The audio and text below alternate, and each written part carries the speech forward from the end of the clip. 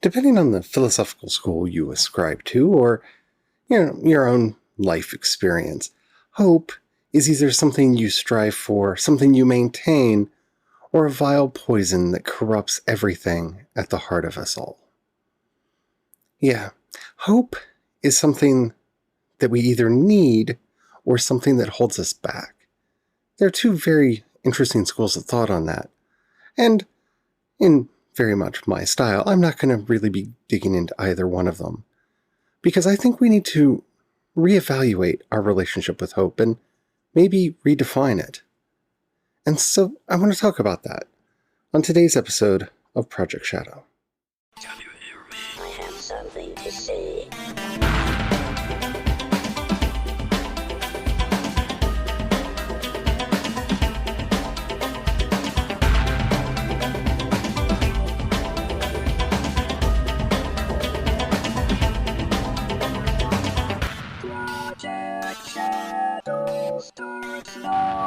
Hello everyone, how are you doing today? My name's Charlie. You might know me better as sci-fi fantasy writer C.E. Dorset, and I want to talk about hope today. And honestly, I am not a nihilist, and I don't want you to think that I am. That introduction may have sounded like it because I am a stoic, and stoics and nihilists are often confused for one another. But I am not a nihilist. I do not think that everything is terrible. I do not think that everything is bad, and I do not think that everything inevitably falls apart and will be destroyed. And before anybody comes after me with like entropy and science and whatnot, I tend to have a good understanding of what entropy is, and I do think that we, as people, should we put our minds to it, will find ways to survive no matter what. I really do. But having said that, hope. Hope is a dangerous thing.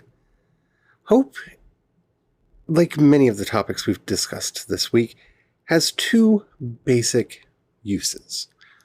One, it's that thing that we keep within ourselves that helps to drive us forward, that helps us to keep moving forward, and in times when it's not even logical or feeling like something that we should have. It's something that cancer patients have to get them through their treatments and to encourage them to have their treatments. Hope is a powerful thing. Hope is also something that is used by the powerful and by the elites to control people. The American dream is a form of hope that is sold to the vast majority of people without any of the caveats that should go along with it. Yes, this is a country where anyone can become anything, and our dreams really can come true. Asterisk. When you look into the footnotes of that, you find out that, well, nobody actually does it alone. There's no such thing as pulling yourself up by your bootstraps. Most of the people who are put forward as those self-actualized billionaires who came from nothing actually came from fairly privileged upbringings, or if they didn't, had a very lucky angel investor come in very early in a project and give it support that without it couldn't have gone on to the success that it had. Yeah, those successes are often rarefied. So why are they held out with such vigor? Because they blind us. You see, this kind of hope is rather poisonous. You see, look, there's more African Americans that are winning awards and more African Americans that are being recognized for this, that, and the other thing. We had a black president. Therefore, racism is over. No, it's not. And I'm not sure that the death of George Floyd or any of the protests that are going on right now are going to end racism. Racism, like most diseases, is something that it's going to take a lot of inoculations to get rid of. And until we completely develop a strong herd immunity against it, it's going to keep coming for us. So why do we tell these stories? And worst of all, why do we believe them? Because that hope keeps us from taking action. You see, if anybody can make it, then if we did anything to radically alter the system, then we're jeopardizing that hope. Why get rid of the lottery when there's a chance I might be the next winner? And if I'm the next winner and I lose that chance because the rules of the lottery were changed, well, then I'm just handicapping myself. So even though the odds are low, I mean, maybe it would be better to just let things be the way that they are, and I'll keep playing, and, maybe it'll be my time to win. Yeah, that kind of hope is dangerous. But like I said, there are two kinds of hope. The other kind of hope is the one that gets us out of bed in the morning. It's defined very simply in a very clear thought experiment. Say you're on a boat that goes down off the shore. You can see the shore from where you are. It is within your own enlightened self-interest to believe, to hope with all of your heart that you can swim ashore. And then to use that hope to fuel you to get there. Because what's your options? If you don't believe, you'll drown. Yeah. That's the place where a lot of us find ourselves. We have to believe things will get better, or we'll just let ourselves drown. And I'm not just talking about people like myself who have anxiety or depressive issues. I'm talking about all of us. The business that we run in town, it's going to get better. Everything's going to be fine. Everything's going to get through. We're going to make it. I mean, we've made it for quite a long time as a restaurant. Restaurants have a spotty track record of being able to succeed at all. And we've made a good run of it, but it's going to be okay. Everything's going to be fine. It doesn't matter that we have people that will not come because it's owned by a queer couple, or that we don't tolerate people spouting racism, sexism, or homophobia at our bar. And yeah, some people come visit us for that, and they'll support us. We have to believe that they will support us. Or why go on with it? Why push on? When I say that we need to redefine hope, I think hope needs to be personal. These great hopes that we put onto larger social change is problematic. If we sit at home and hope, well, someone will change the law. Someone will reform policing. Someone will find a way to help the less fortunate. Let's hope that our elected officials, let's hope that the protesters, let's hope. That is faith in a false God. And it really is. I don't want to sound religious or that I'm getting up on a high horse here, but it is faith in something wrong. Yes, I do want the protesters to be successful, and I want our elected officials to do the right thing. But I don't believe that they will. Not unless they're forced to. You see, the systems that we have now were engineered to help the wealthy. And by wealthy, also those who are white. In fact, that's one of the reasons why I'm considered white now. You see, most of my heritage, I mean, I have some English in me, but I'm primarily Dutch, Irish, and Scottish. None of which were considered white, necessarily. The Dutch, maybe. That depends on who you ask. But before the 1900s, just because I've got Irish in me, I wouldn't be considered white. But, we have to do something to shore up our numbers and make sure that there's enough white people to hold off the others. And so people were grandfathered in. And as I'm wont to say, last in, first out. So I don't like to consider myself white because at any point, I've actually been called terrible things by white supremacists who not just because I'm queer, but because they know of my Irish pride, and they don't consider people of Irish descent to be white. So, I can't have any hope there.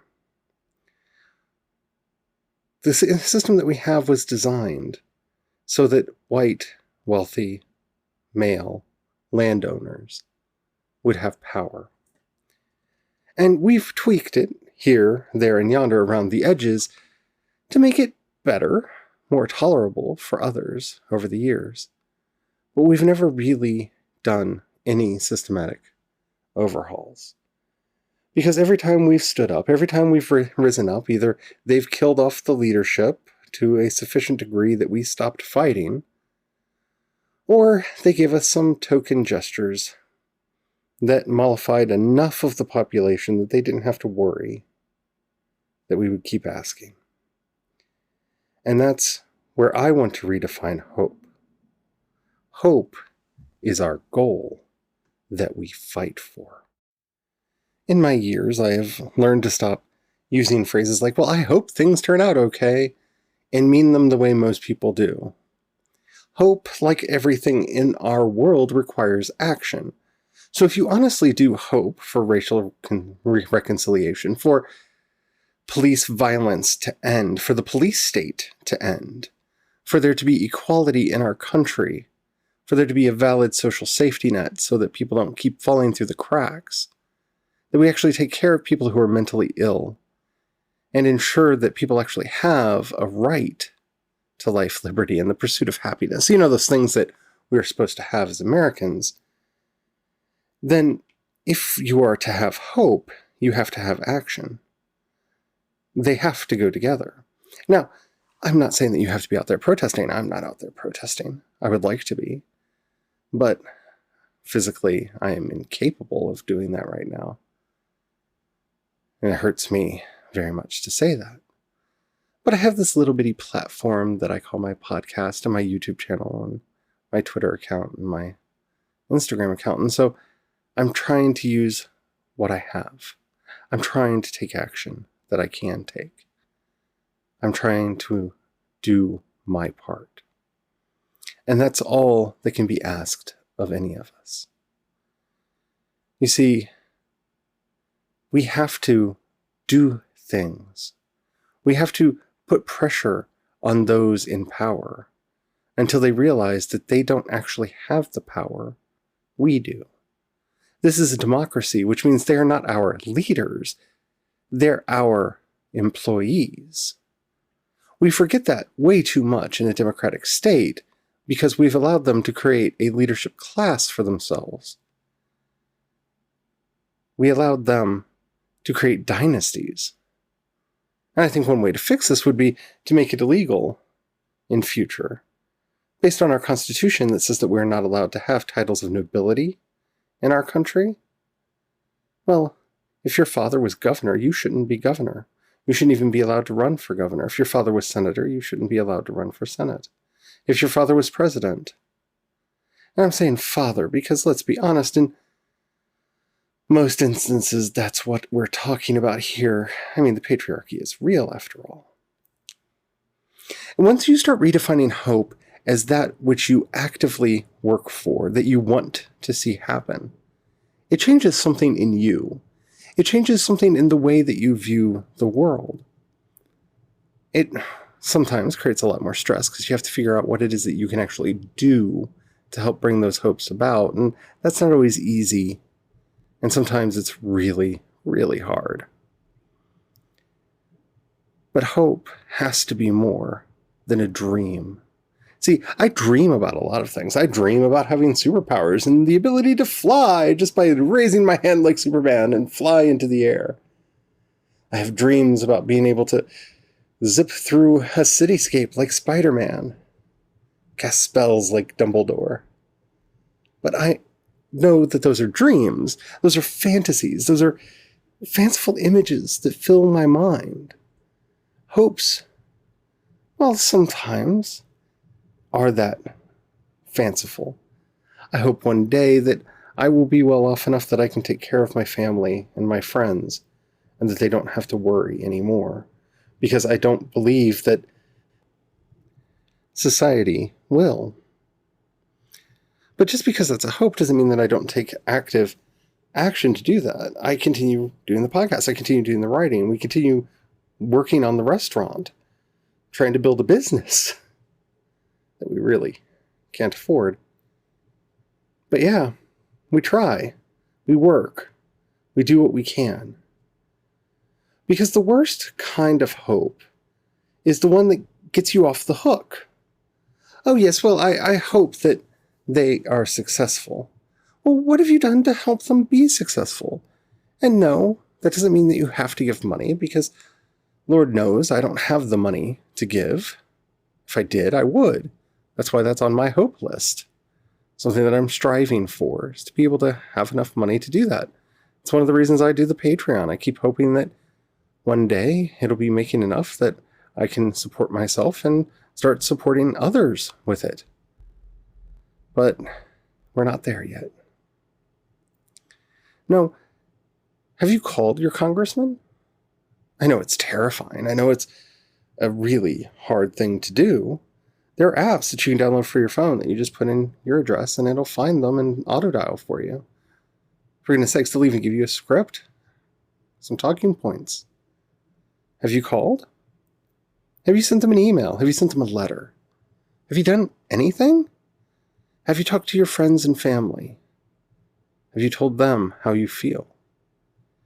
You see, it doesn't have to be something grand.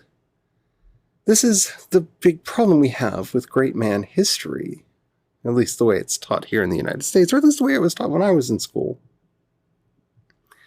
If it's not a big public display, then it doesn't count. Or at least it feels that way because we're never told about it.